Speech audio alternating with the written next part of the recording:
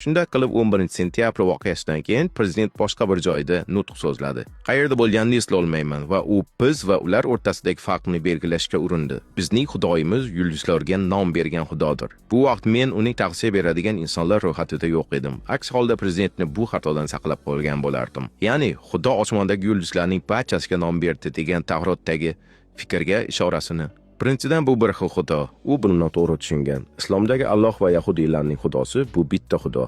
Ular uni turlicha atashadi, lekin aslida ular bir xil.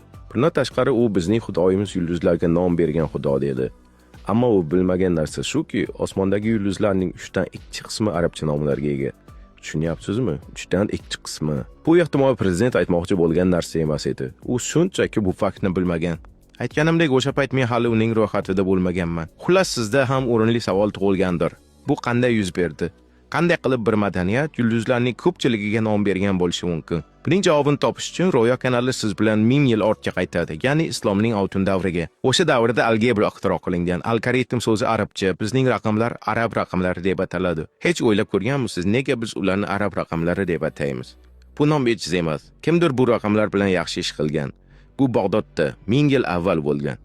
Algebra ixtiro qilingan, matematika, qishloq xo'jaligi, muhandislikda taraqqiyot bo'lgan. Ayni shu vaqtda esa Yevropa bitatchilarni tiriklayin yoqardi.